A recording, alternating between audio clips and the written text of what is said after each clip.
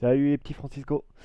On se retrouve pour une petite vidéo sur le jeu Pioneer qui, euh, qui encore une fois toujours dans les jeux qui ne sont pas encore sortis.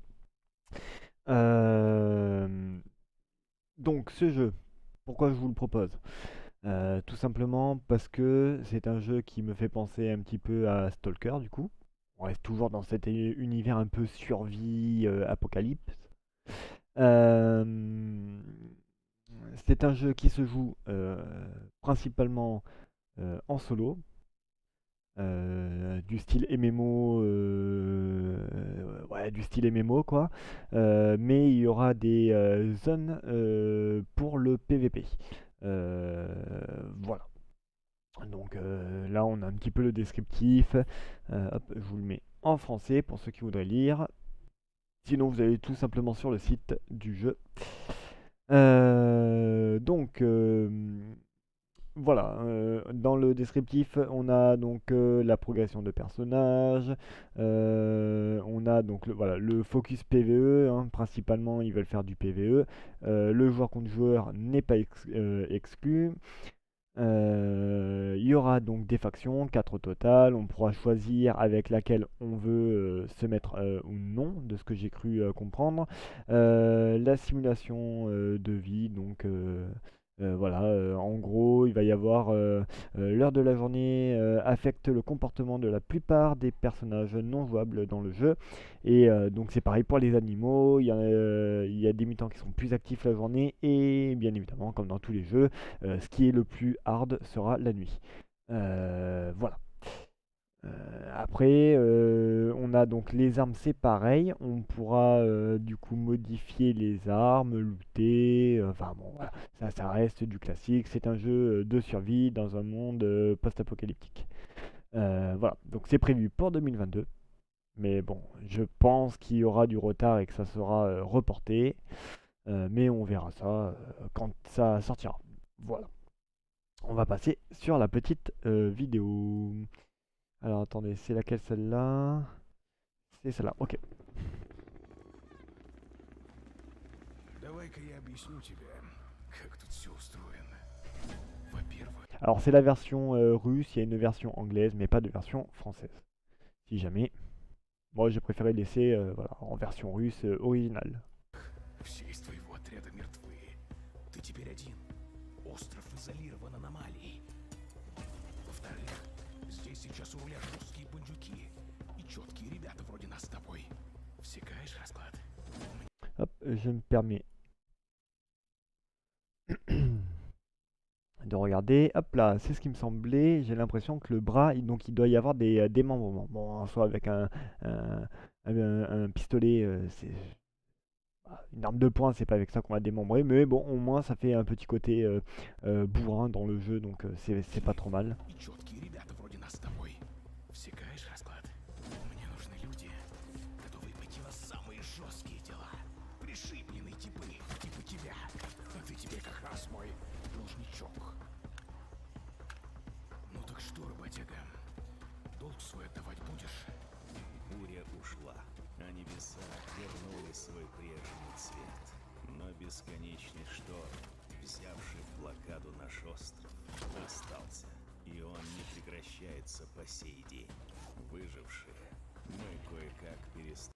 Hop, on va faire un petit retour sur l'inventaire, qu'on voit un petit peu comment ça se détaille, tout ça. Donc on aura notre personnage, les équipements qu'on pourra y mettre. Donc on peut voir qu'on aura on pourra y installer un casque, des lunettes et bon, et, un équipement tout à fait normal. Du coup, alors vu que c'est du russe. Je suppose qu'on a donc la cache qu'il a ouvert. Donc ça doit être soit notre chez nous, donc probablement, je pense. Parce que ça me paraît un peu bizarre de pouvoir looter autant de choses dans une cache classique. Sinon ça veut dire que c'est un petit peu abusé vu le nombre de munitions qu'on pourrait avoir. Parce que quand on voit, ne serait-ce que ce soit ici, que ce soit l'inventaire, donc je sais pas trop lequel est à nous, mais bon, peu importe dans les deux, on voit qu'il y a quand même beaucoup de munitions. c'est pas ce qui manque. Donc je pense que c'est une cache personnelle. En bas, nous voyons que nous pouvons avoir donc que 2 armes, ce qui est tout aussi bien, hein. Ça sert à rien d'avoir tout un équipement dans tous les sens. Donc arme de poing et fusil d'assaut, mitraillette, les grenades et sur ce petit carré, je ne sais pas, ça doit peut-être être une autre grenade, je pense 2 cases pour les grenades. La santé et voilà, après on a la nourriture, combien le poids, etc. Donc ok. Ok, ok. Выжившие, мы кое-как перестроились под новый лад. Создали укрепления, укрытия. Стали исследовать остров и искать решение. Cette image me fait penser à Tarkov, quoi. Et regardez, cette image-là, ça me fait penser à du Tarkov. Ah, c'est pas aussi beau, mais Но среди нас было много разногласий и ненависти. donc Вот le Pip-Boy всё всякой шушеры. de Fallout. Это типа местные племена. Бригадные — это типа бывшие советские военные.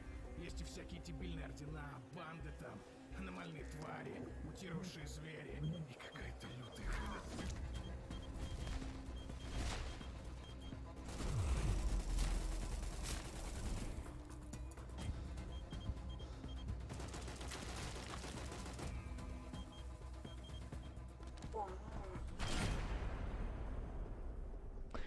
Короче, Voilà. приключения на жопу.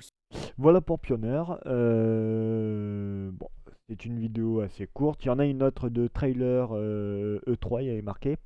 Mais ça, je vous invite à aller la regarder et vous renseigner sur le jeu si ça vous intéresse.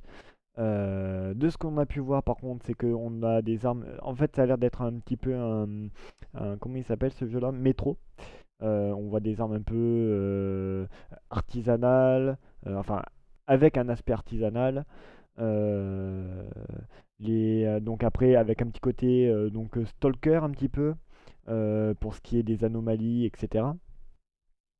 Les factions, on a vu les démembrements, voilà, il y a quand même pas mal de petites choses. À voir ce que le jeu peut donner une fois sorti.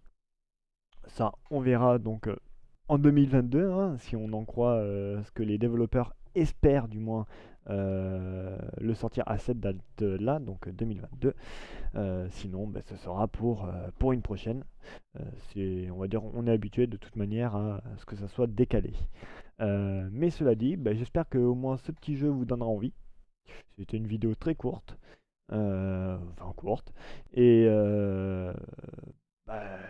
allez vous renseigner si ça vous intéresse, hein. Encore une fois, je vous le dis, renseignez-vous si ça vous intéresse. Et puis je vous dis à une prochaine vidéo. J'espère que cette petite vidéo vous aura plu. Et à une prochaine, hein. La baise.